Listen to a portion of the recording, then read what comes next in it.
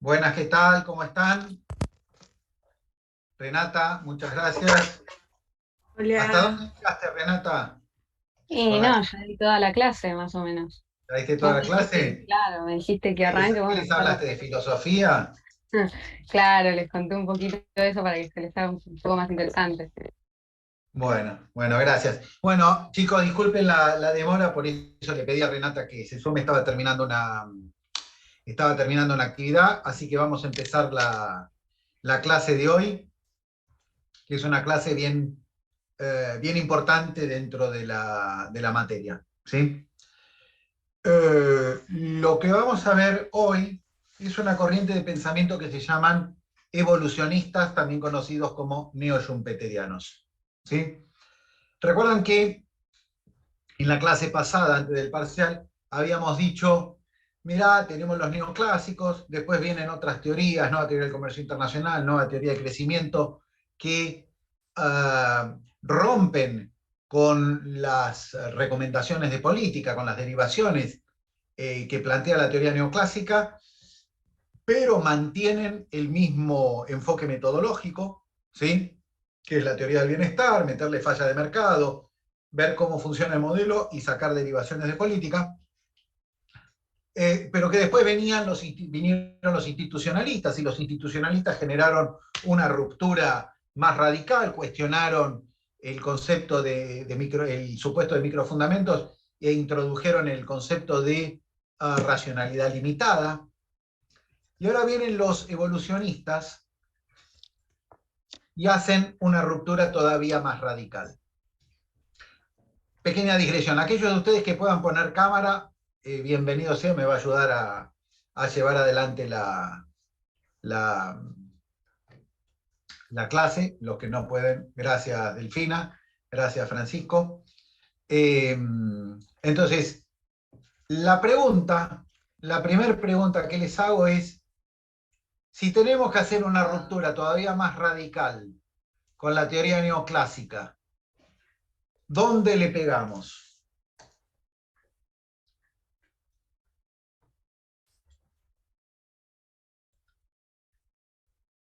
¿Por dónde le pegamos?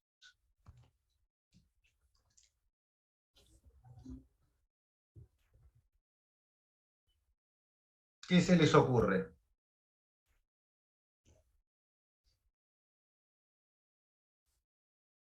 ¿Cómo le podemos pegar bien fuerte a la teoría neoclásica que estuvimos viendo antes del examen? Levantando supuestos, pero de vuelta, el tema, Marcelo dice levantando supuestos en el chat, pero la cuestión es, la teoría neoclásica levanta supuestos, es decir, la teoría neoclásica que estuvimos viendo, justamente lo que hace es levantar supuestos, introducir fallas de mercado, que es levantar supuestos, y derivando las políticas óptimas para cada caso. Entonces, la conclusión, muchachos, es que de vuelta hay una única forma de pegarle fuerte a la teoría neoclásica, que es levantando un supuesto particular, que es el de los microfundamentos. Y los evolucionistas, y los evolucionistas levantan este supuesto de manera todavía más radical que los institucionalistas. Básicamente, ¿qué es lo que van a decir? Un segundito. Un segundito y ya estoy con ustedes. Un segundito.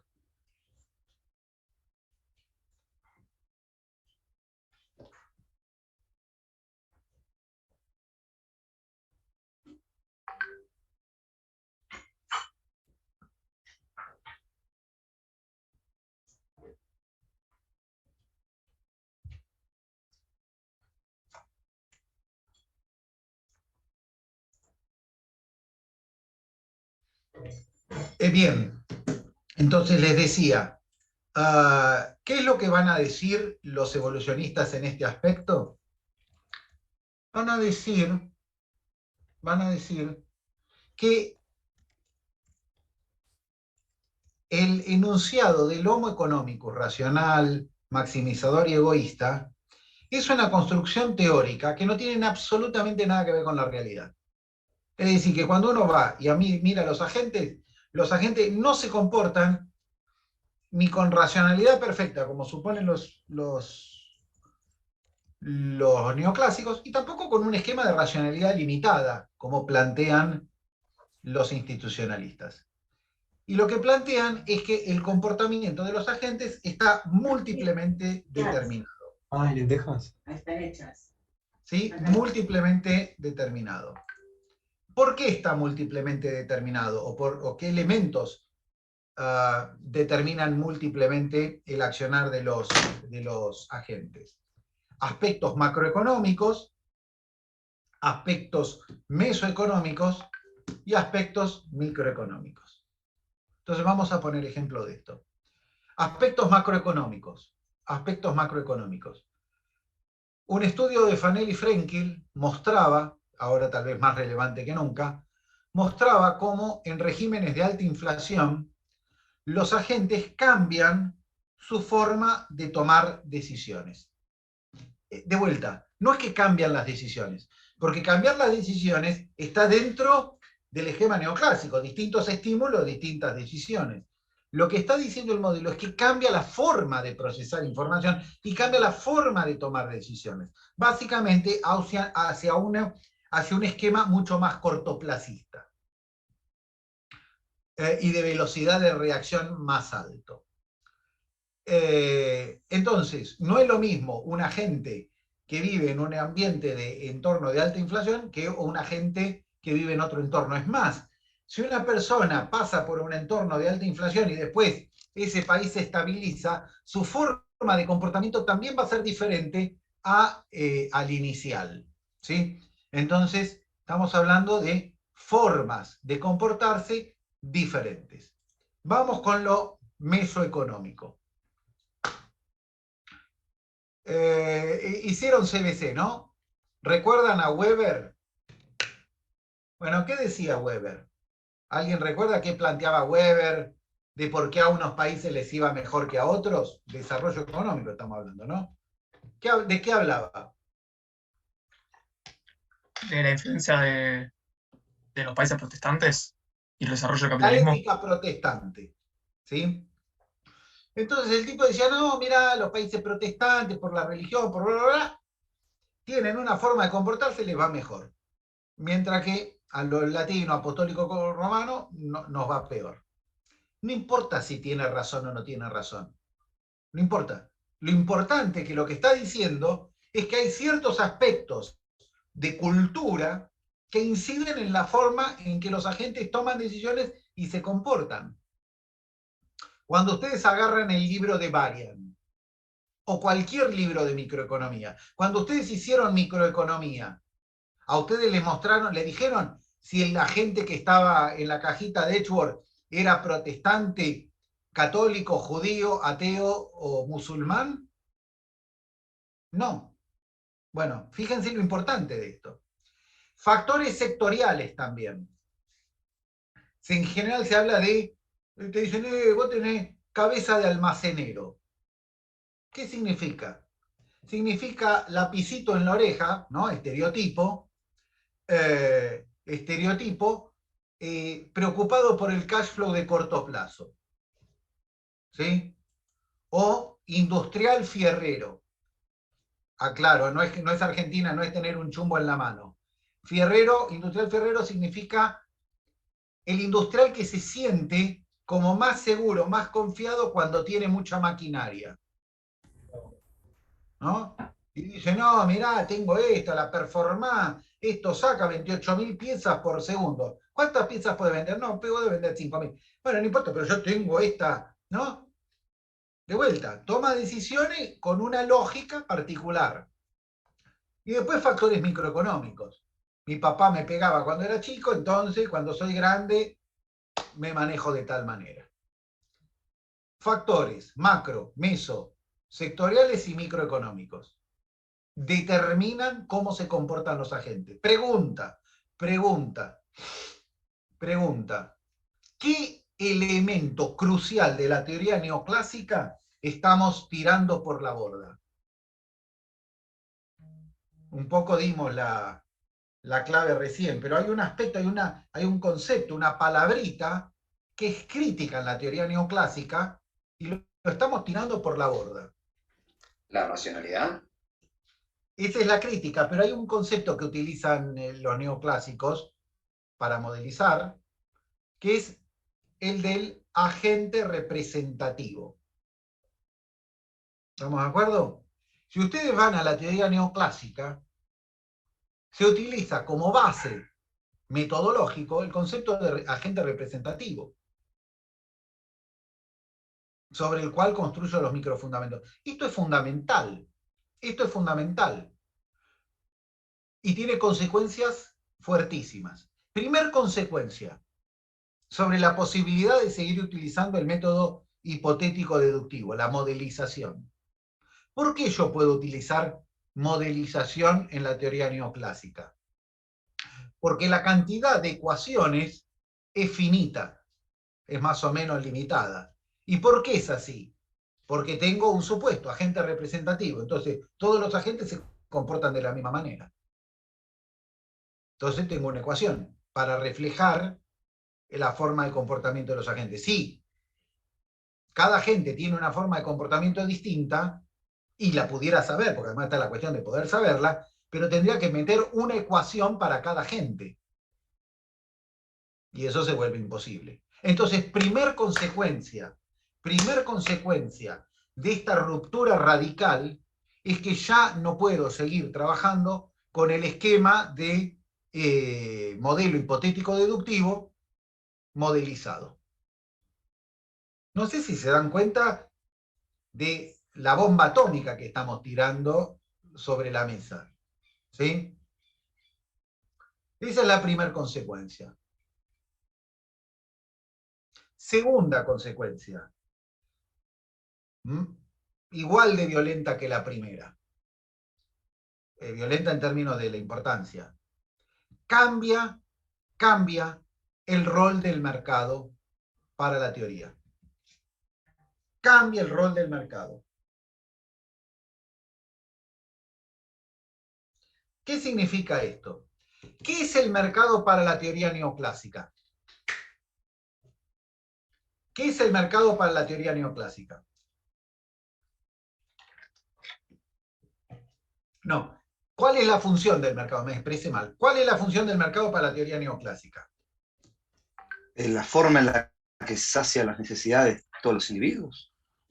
O sea, aparece un fulano que se llama mercado y te sacia las necesidades. Por No, ejemplo, bueno, todos me trae la Coca-Cola. No, digamos, no, La no, información para Francisco, los no. agentes, ¿Cuál es la función del mercado? otorgar información a los agentes. Exactamente. Dar señales de precios, dar información a través de los precios para que los agentes asignen recursos y de esa manera se sacien, no se sacien, no hagan lo que quieran. Entonces, el rol del mercado es dar información, dar señales de precios. Para los evolucionistas, el mercado da señales de precios, pero no es la principal función. ¿Por qué se llaman evolucionistas? ¿A qué teoría relacionan? ¿De dónde sacan ese nombre? imagino que la de Darwin. De la de Darwin. Entonces, el mercado en este modelo es la selva.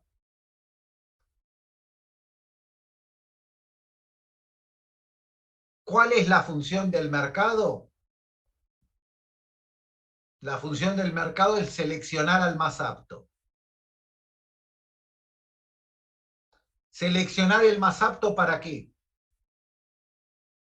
Para sobrevivir en esa selva en particular, en la selva del capitalismo.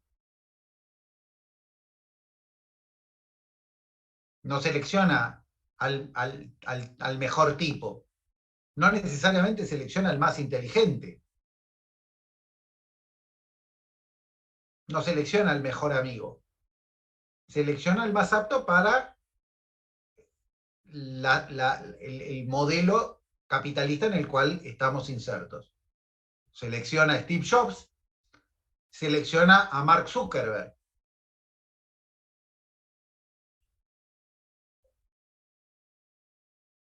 No tienen por qué ser buena gente, no tienen por qué ser, ¿no?, ni brillante, ni nada por el estilo. Tal vez más brillante era el amigo de Steve Jobs, Wozniak, ¿no?, que era el que tuvo la idea del tema. Digo, pero el que movió el avispero era el otro, Steve Jobs. ¿Estamos de acuerdo? Bueno, eso es revolucionario en términos de pensamiento económico. Es revolucionario en términos de pensamiento económico. Nos tiene que quedar 100% claro. Estamos dando una vuelta copernicana al análisis. Pero, perdón, este último, lo de la selva y eso, ¿se contradeciría con los neoclásicos, digamos? Por supuesto que sí, Francisco. Mirá, vamos a ver si puedo. ¿Cómo era que se hacía para dibujar? ¿Alguien me explica, por favor, cómo se hacía para dibujar? Ay, Dios, ¿era application? No, esperen un segundito. Ay, yo el otro día lo hice. Esperen que ya lo voy a encontrar. ¿Dónde está? Reaction. No. Uy, ¿a dónde era? Pero, ¿cómo era? ¿Alguien se acuerda? ¿Me olvidé? Había una cosa que era Share Screen. Advanced Sharing Options. A ver. Vamos a poner esto, sí. Creo que es esto. Ahí está. Bueno, va. ¿Ven, no, la pantalla? ¿Sí? ¿Ven? Sí, sí, sí. Bueno. Ok. ¿Qué es esto? ¿Qué es esto, gente? La frontera de producción, de posibilidad de producción, puede ser. ¿Quién dijo eso? Yo y Agustín, Francisco y Agustín en el chat. Bueno, muy bien. Eso es lo primero que muestra, fíjense chicos, es el nivel de enajenación que tienen, ¿no? Porque donde cualquier otro ser humano vería, no sé, un emoticón o alguna cosa así, ustedes dijeron frontera de posibilidades de producción. Efectivamente, es una frontera de posibilidades de producción. ¿Qué es ser ineficiente para la teoría neoclásica? Cuéntenme qué es ser ineficiente para la teoría neoclásica. No producir en la línea. No producir en la frontera. No, señor. Díganme algún modelo neoclásico donde ustedes no estén parados sobre la frontera de posibilidades de producción. Díganme, vayan los desafíos a mirar los libritos y díganme en dónde se paran en un lugar que no sea la frontera. No, la ineficiencia para los neoclásicos es lo siguiente, ¿sí? Ustedes tienen, bueno, lo vamos a dibujar, a ver, esperen, lo vamos a dibujar. Lo vamos a dibujar así, supuestamente. Esto acá tendría que ser puntito, ¿eh? ¿Ok? Entonces, paso a explicar, porque tal vez alguno de ustedes esto no lo conozca. Y es súper fundamental. Lo vamos a explicar todas las veces que ustedes lo consideren necesario, ¿eh? Así que no se, ¿cómo se llama? No se preocupen por preguntar todas las veces que consideren necesario. En la frontera de posibilidad de producción hay dos posibles relaciones de precios. La relación de precios internacional, que es la que vale el libre comercio, o la relación de precios de economía cerrada o protegida. ¿Estamos de acuerdo? Entonces, lo que dice la teoría neoclásica es que cuando vos estás con una economía protegida, vos consumís y producís en el mismo punto. Es decir, si vos tenés economía cerrada, se produce y se consume en el mismo lugar. ¿Estamos de acuerdo? No hay mucha vuelta que darle. Es decir, si no hay exportaciones e importaciones, lo que produzco se consume, lo que se consume es lo que se produjo. ¿Estamos de acuerdo? ¿Qué vienen a decir los neoclásicos? Los neoclásicos dicen, no, abrí el comercio exterior, porque abriendo el comercio exterior, ¿sí?, vas a tener una relación de precios distinta que te va a permitir ¿qué? Producir acá, pero consumir acá,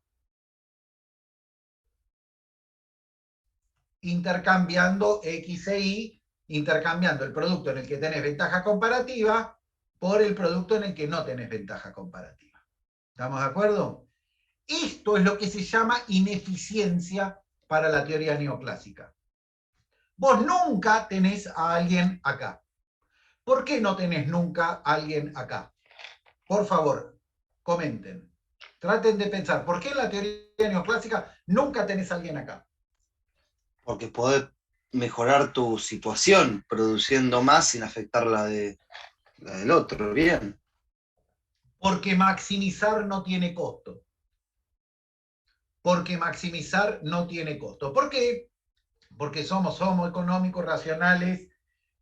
Bueno, no es equilibrio paretiano, dice Cristian, también, pero ¿por qué no? ¿Por qué no lo es? Porque maximizar no tiene costo. Este es el concepto fundamental.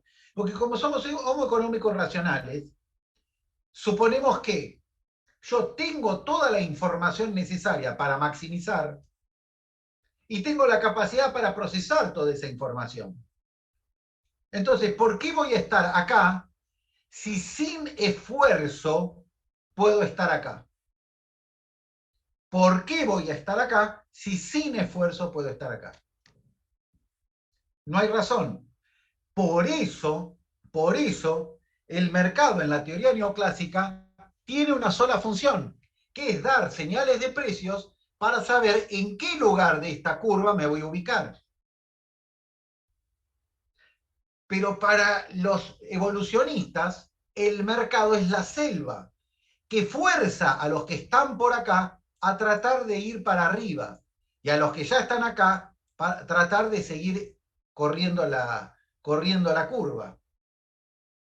¿Y por qué tiene que venir alguien a presionarme?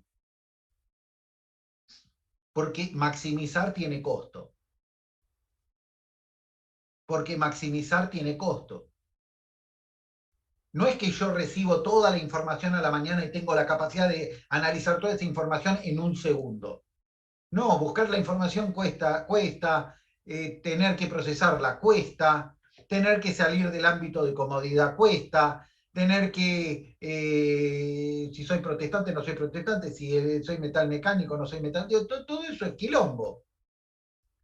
Prefiero hacer otra cosa, prefiero salir a tirarle la pelota a mis perritos. Pero ¿a quién tengo yo golpeándome la puerta? Al mercado, que me dice, si te dejas estar, te comen los otros. Ponete las pilas. Se los estoy traduciendo en forma un poquito informal, un poquito metafórica, ¿no? Pero estamos dándole vuelta completamente a la forma en que se piensa la economía, ¿eh? Tiene muchas implicancias esto. Perdón, vuelvo sobre lo mismo, pero no entiendo por qué sería contradictorio con los neoclásicos. O sea, al fin y al cabo terminaría en la frontera de producción. ¿Pero por qué? Por la razón Porque en los neoclásicos siempre estás acá. ¿Sí? Claro. Mientras que los evolucionistas estás por cualquier lado. Y es el mercado el que te fuerza a llevarte hacia allá. Algunos lo logran, otros no lo logran. Los que no logran se quedan en el camino y aparecen otros. Destrucción creativa. Ok.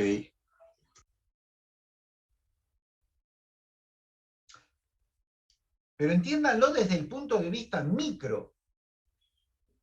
Yo me despierto y me rompo el culo para que mi empresa vaya mejor, pero me rompo el culo y tengo que estar dándome codazos con otros todo el tiempo tratando de mejorar, y cuando estoy bien, mirar el espejito retrovisor de que no se me venga alguien al humo, ¿no?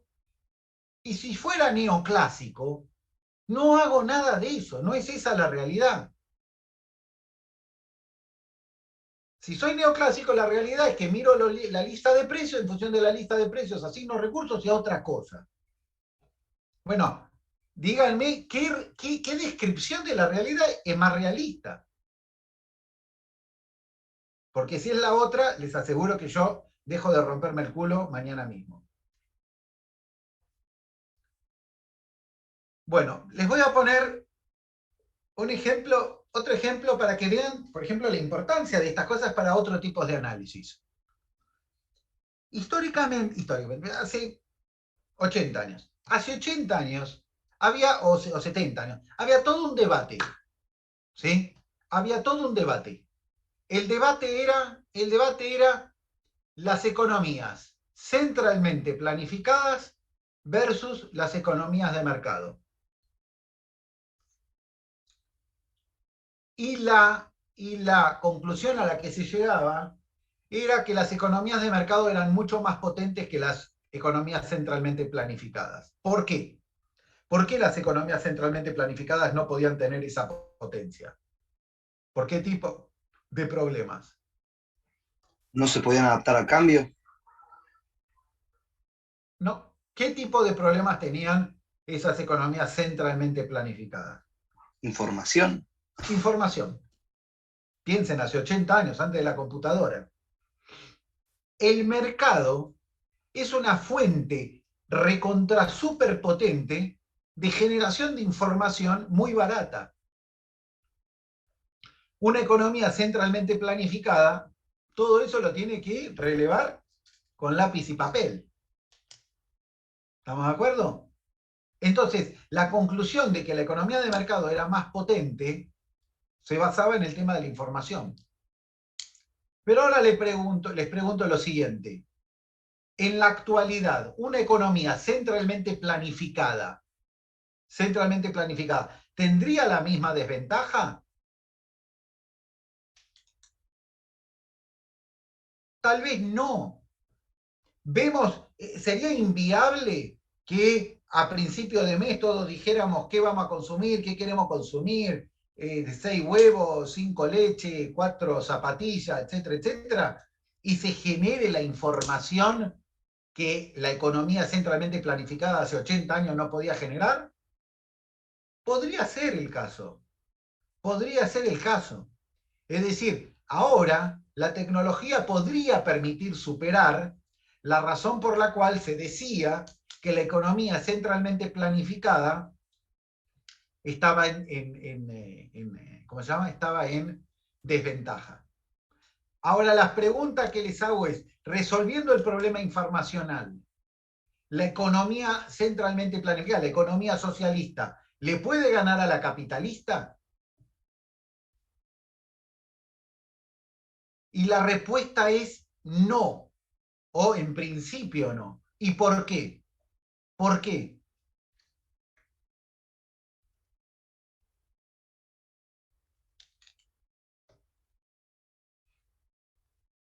Por el aspecto motivacional. Porque el mercado no da información, da información, pero no es su función más importante. La función más importante es generar incentivos para ser eficiente y para innovar.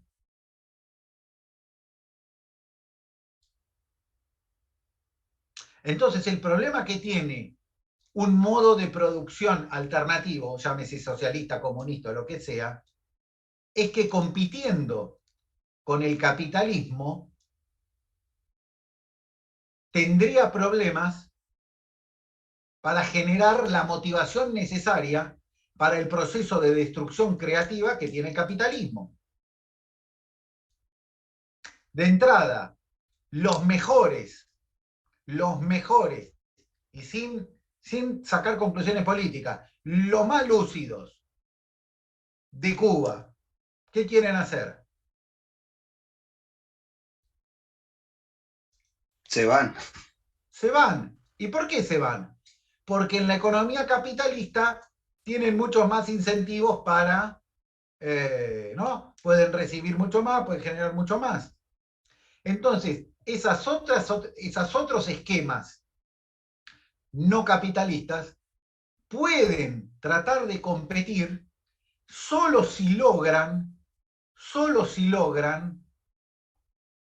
una cuestión de motivación equivalente. Y eso solo se puede lograr, o la historia muestra que solo se logra en espacios muy acotados y en tiempos acotados. Ejemplo, los kibutzim de Israel. Israel, cuando se crea el Estado de Israel, tenía unas organizaciones, llamémoslo medio socialistas, chiquitas, con elementos, claro, de modo de producción distinto, pero competían en el mercado y les iba bien. ¿Pero por qué? Porque tenían una mística, tenían una capacidad mística de generar compromiso por el hecho de que los estaban cagando a bombardeo, ¿no? Cagando a bombazo, porque se estaba generando ese estado, y bla, bla, bla, bla, bla, bla, bla. Y entonces, durante un periodo determinado, esas organizaciones chiquitas podían tener un mecanismo motivacional igualmente potente que el del mercado para estar ahí, en la pelea. Pero es muy difícil, si no. Es muy difícil. Porque de hecho, el esquema motivacional del capitalismo termina siendo autodestructivo. Termina siendo autodestructivo y altamente incoherente en última instancia. Y les doy una respuesta bien sencillita. Nosotros queremos que la industria automotriz, cualquier país, ¿no? Que la industria automotriz produzca más o produzca menos. ¿Qué queremos? Más. Que produzca más, crecimiento, encadenamientos y la mar en coche. Pero después, al mismo tiempo, nos debatimos, no, hay que usar menos el auto, usemos más el colectivo, usemos más el tren. ¿Por qué? Por la contaminación. ¿Se entiende? Entonces, el capitalismo es un sistema que tiene un elemento de motivación, o sea, que genera un elemento motivacional recontra súper fuerte, pero que en algún punto puede llegar a ser autodestructivo.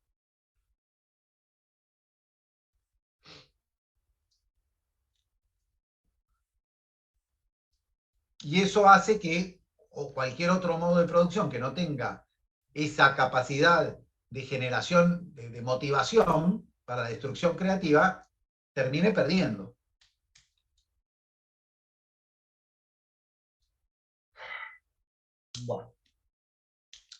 Bueno, nos fuimos un poquito por las ramas. La idea es de irnos por las ramas es que vean las implicancias que tiene lo que estamos hablando, ¿no?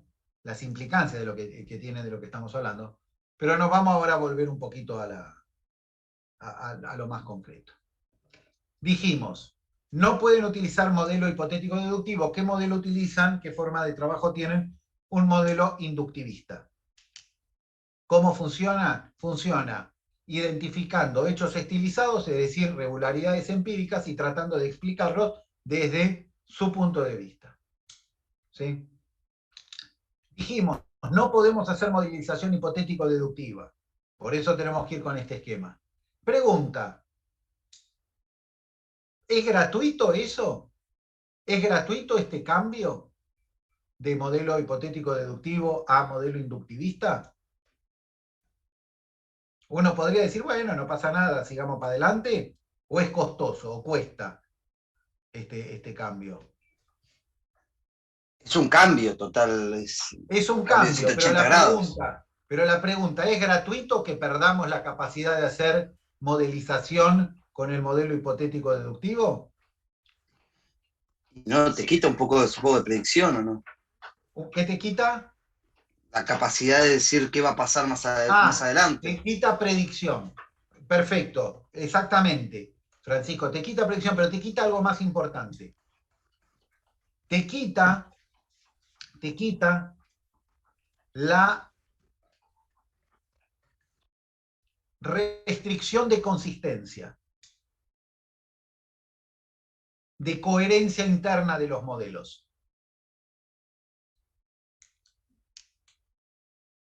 Es decir, un modelo neoclásico, un modelo construido sobre la base esta hipotético-deductiva, puede ser impertinente, puede no ser pertinente, pero difícilmente no sea consistente.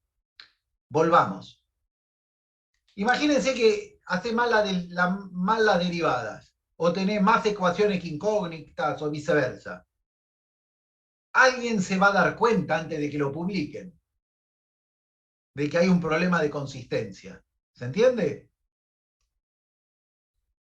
Si vos pones el supuesto A es X se comporta de esta manera y el supuesto B, X se comporta de otra manera, hay una inconsistencia, eventualmente.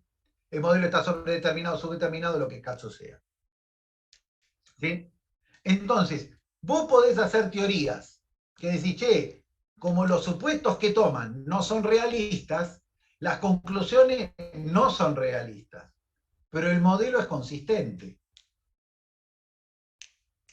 En cambio, las teorías, llamémoslas heterodoxas, es decir, todas las que renuncian a esta forma de trabajar, porque ven esta limitación, son caldo de cultivo para la guitarra.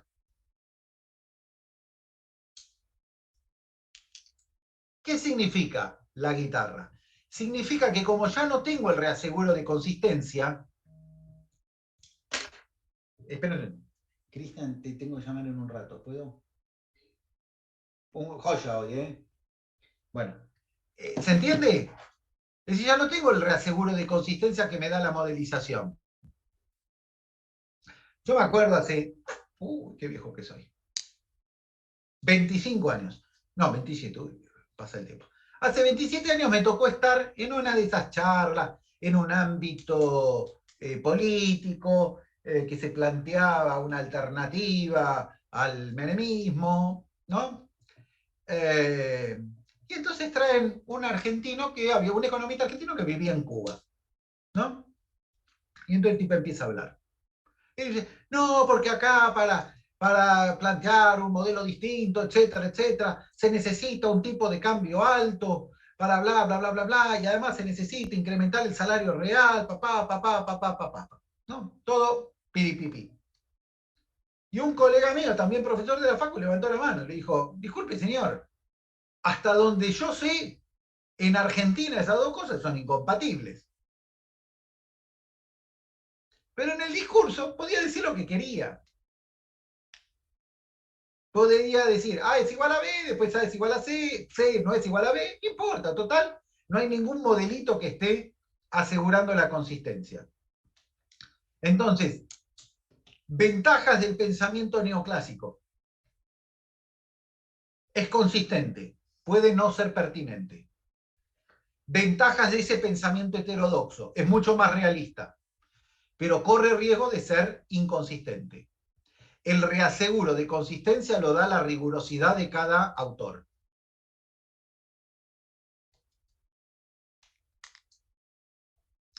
Básicamente, el pensamiento heterodoxo se convierte en un refugio para aquellos, como yo, que nunca aprendimos a derivar bien.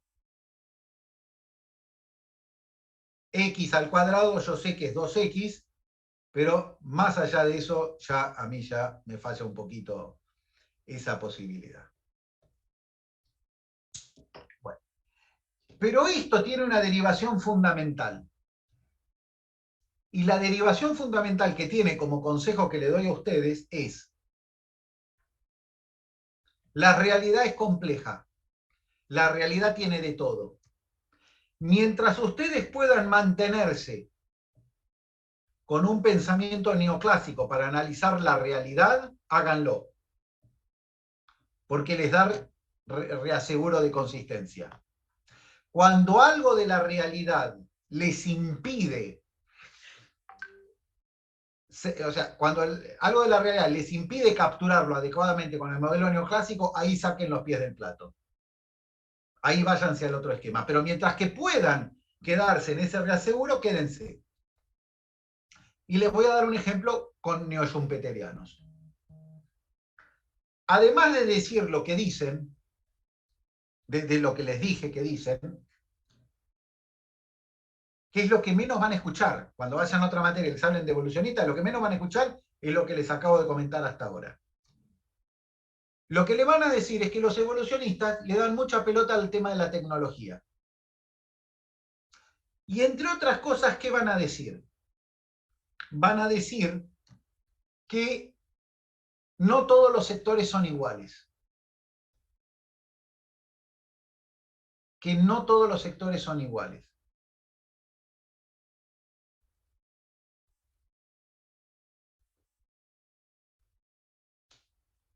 Que hay sectores que toman mucha tecnología, hay sectores que generan mucha tecnología, hay sectores que no tienen tecnología. ¿A qué tipo de sectores le tendría que apostar el país? A los que generen, supongo. A los que generan mucha tecnología. ¿Sí? Bueno, esto que estoy hablando, que es que cuando ustedes escuchen hablar de neoschumpeterianos evolucionistas, va a ser lo que más le hablen, el tema de la tecnología, ese aspecto es perfectamente capturable desde un modelo neoclásico bajo la forma de externalidad tecnológica. Es decir, que esa parte del pensamiento neoschumpeteriano ustedes lo pueden traducir al lenguaje neoclásico casi sin dificultad. Lo otro no lo pueden traducir. Lo otro no lo van a poder traducir. Entonces, el mensaje que les doy yo es, mientras puedan hablar en neoclásico, hablen en neoclásico, porque les da reaseguro de consistencia. Cuando vean un límite, lo que tienen que reconocer, y ahí sacan los pies del plato. Bueno, en particular,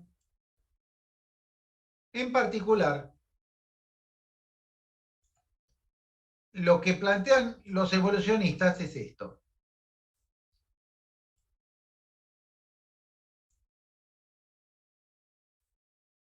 No, perdón. Lo vamos a plantear de otra manera. Bien, esperen que tiene que salir esto, ¿no?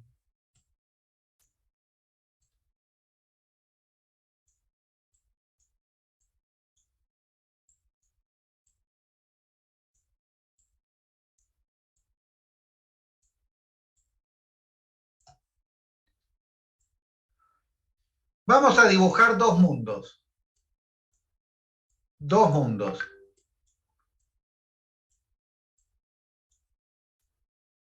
Donde A y B son los países, no, mejor, A y B son los países, 1 y 2 son los sectores. ¿Estamos de acuerdo? Va. Vamos a poner como un índice de productividad. ¿Qué dijimos que eran los países? Los países eran A y B, ¿no? Sí. Entonces.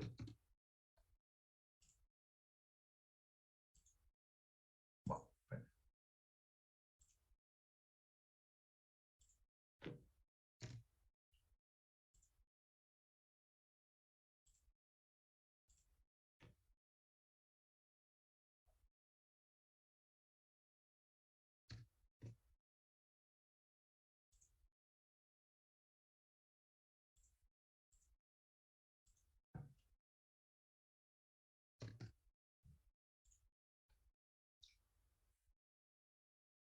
Espérenme un segundito que se los estoy dibujando. Recuerdan, A y B son los países. Y lo que estoy escribiendo ahora son los índices de productividad.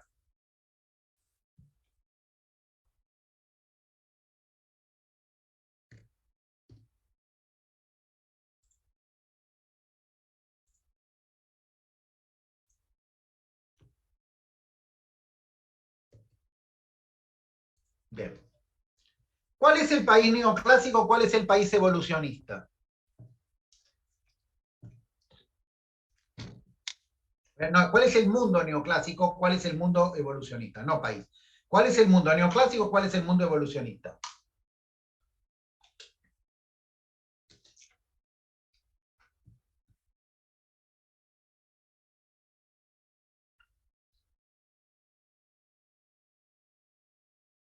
Perdón, 1 y 2, ¿qué es? Los sectores de actividad. Ah. 1 y sector 2. A y B son los países. Supongo que por lo de la tecnología que habéis dicho recién, el de la derecha será, el que tiene el 44 será el evolucionista. Bueno, este es el evolucionista. Y este mundo es el neoclásico. ¿Sí? ¿Qué quiere decir esto? A ver, fíjense. Ven en el mundo neoclásico, las diferencias de productividad son bajitas. ¿Estamos de acuerdo? Pero ¿qué hay? Hay ventaja comparativa. Yo les pregunto, el país B, que es menos productivo, ¿tiene ventaja comparativa?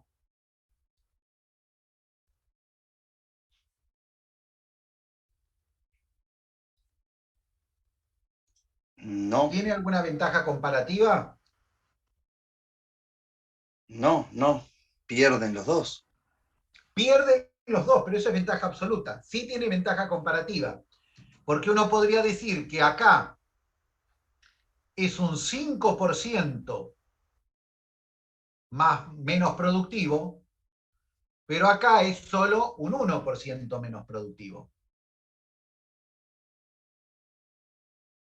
Entonces, desde un punto de vista neoclásico, este país se va a especializar en el sector 2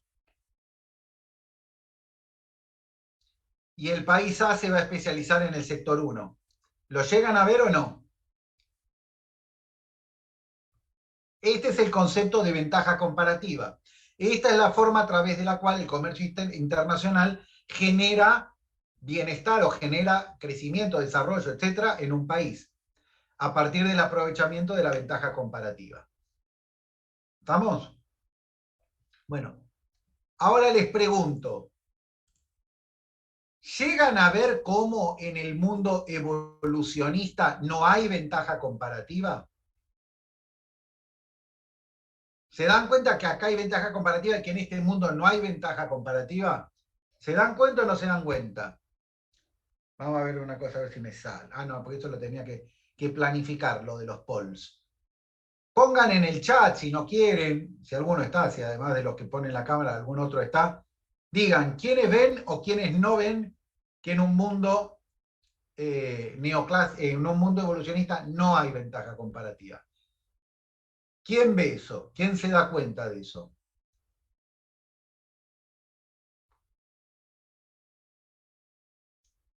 ¿Nadie se da cuenta de eso? Tomás dice yo no. No, no seas Contreras, Tomás. ¿Quién sí se da cuenta?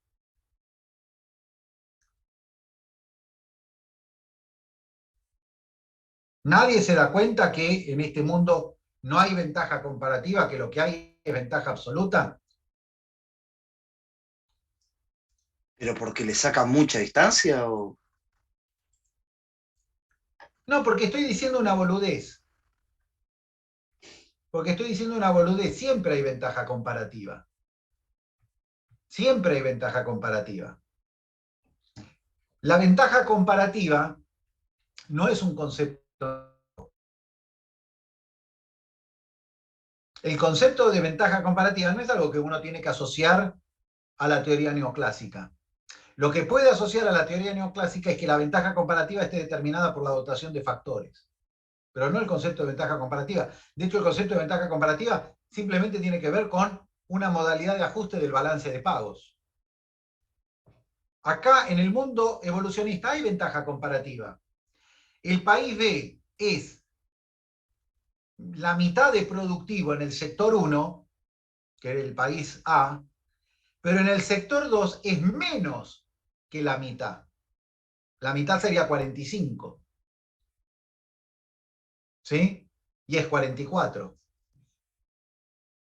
Entonces, si hubiera libre comercio, el país B se especializaría acá en este mundo en el producto 1 y exportaría producto 1 e importaría producto 2. ¿Se dan cuenta de esto? Ahora sí les pregunto si se dan cuenta. La ventaja comparativa siempre existe, salvo que se dé la justa casualidad matemática de que esté justo equilibrado, digamos, ¿no? Pero el concepto de ventaja comparativa no es el concepto neoclásico. El concepto neoclásico es que esto está explicado por la dotación de factores. Bien, ¿qué es lo que dicen en cambio los evolucionistas? Lo que dicen los evolucionistas es esto. Lo que dicen los evolucionistas es... No, vamos a borrar. Lo que dicen los evolucionistas es esto.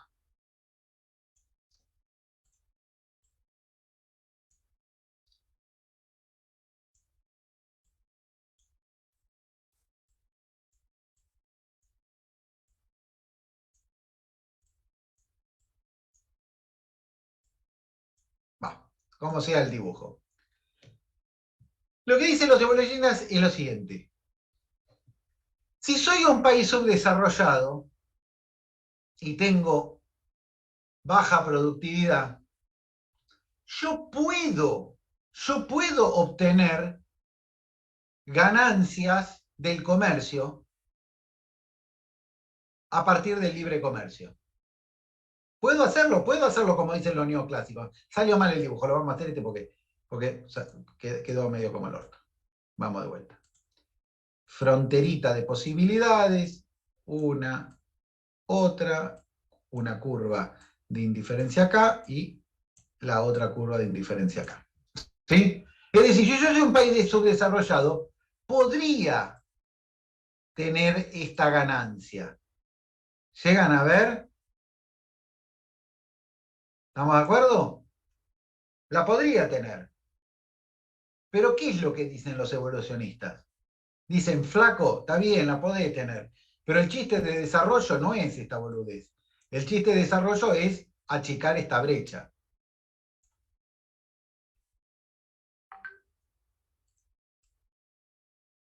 Bueno, y la pregunta es, ¿no puedo hacer las dos cosas al mismo tiempo? Bueno, en algunos casos podría ser, tal vez podría ser, pero ¿qué pasa si?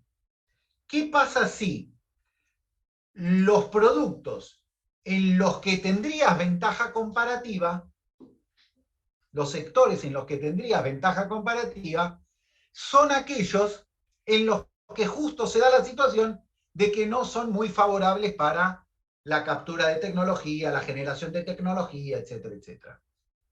Entonces ahí estás en un problema. Y tenés lo que se llama una contradicción entre eficiencia estática y eficiencia dinámica. La eficiencia estática te dice, che, mejora tu situación con el comercio exterior, siendo subdesarrollado vas a mejorar. Pero la eficiencia dinámica que te dice, no, pero mirá, si haces eso y te especializás en ciertos sectores que son medio chotos, no vas a crecer. No vas a desarrollarte, no vas a cerrar la brecha. Una vez hubo un debate entre dos economistas muy capos, ya tal vez ustedes no los conozcan, pero sí tal vez los hayan leído, Gerchunov y Fanelli. ¿Escucharon hablar de Gerchunov y Fanelli? Bueno, Fanelli me suena un poco. Fanelli. Sí. Roberto Fanelli. Bueno. Discutían sobre la enfermedad holandesa. ¿Saben qué es la enfermedad holandesa? Bueno, la enfermedad, bueno, vamos a ver. ¿Qué era la enfermedad holandesa? La enfermedad holandesa es que Holanda era un país industrial y de repente descubrieron petróleo en el Mar del Norte. ¿Y qué pasó? ¿Qué se imaginan que pasó? Se fueron a por el petróleo y se olvidaron de la industria. Sí, pero no es que se olvidaron. Antes de la Unión Europea, ¿no? ¿Qué pasó? Los tipos empiezan a producir petróleo, exportan petróleo, ¿qué pasa con el tipo de cambio? Se apreció bastante y ahí la industria pasó a no ser Se revalúa, se revalúa. ¿Y qué pasa con la competitividad de la industria? Sí, cae. Cae. Entonces el país se primarizó. Y entonces en ese debate en particular, Fanelli decía, bueno, pero los países no tienen que rehusar, o sea, rechazar su ventaja comparativa, lo que tienen que hacer es aprovecharla y con eso generar capital de distintos tipos. Por ejemplo, a nosotros, mi consultora, nos contrató el gobierno de Oman a través de un árabe, digo, no en directo, nos contrató el gobierno de Oman para hacer un simulador que fomente el desarrollo de emprendedores, del emprendedorismo. ¿Y por qué? Porque los tipos dicen, bueno, además del petróleo, para cuando se acabe el petróleo, queremos que los tipos estos, que los árabes sepan hacer otras cosas. ¿Sí? Entonces eso es lo que decía Fanelli. Y Gerchunov le decía, tenés un punto ahí. Pero ¿sabes qué? Era muy gracioso hablando Gerchunov. Decía, pero ¿sabes qué? Por alguna razón a esto lo llaman enfermedad holandesa. Y no lo llaman buenaventura holandesa, qué culo los holandeses, o algo por el estilo. Lo llaman enfermedad holandesa. Con lo cual, algo hay, ¿no? Bueno, todo esto que estoy comentando, en cualquiera de los casos, que es muy relevante para todo lo que es el debate de la Argentina, pero de la Argentina duro y parejo,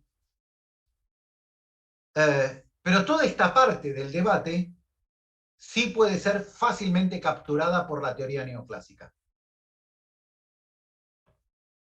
Le meto una externalidad tecnológica y a otra cosa. Se acabó. ¿Qué ganan los evolucionistas? En una riqueza, en el detalle de la falla de mercado, en una comprensión de esa falla de mercado y la mar en coche. Pero digo, pum, lo meto como externalidad tecnológica y me olvido. Y más o menos reproduzco todo lo mismo.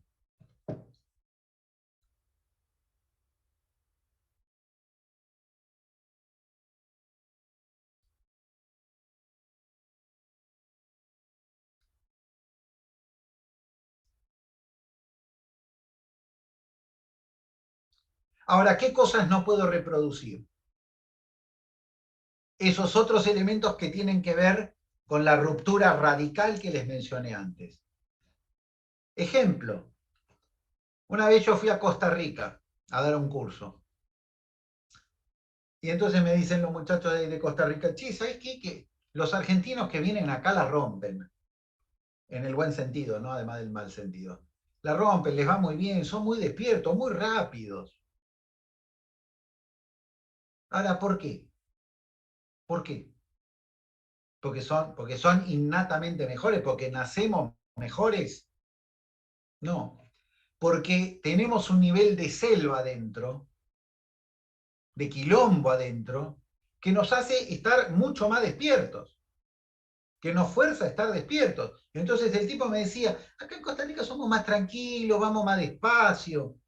Miren los argentinos, y te dejaron ahí, ¿no? En el medio del camino.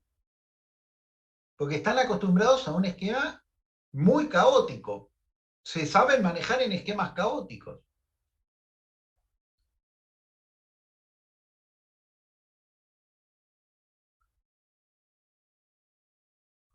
Pero de la misma manera,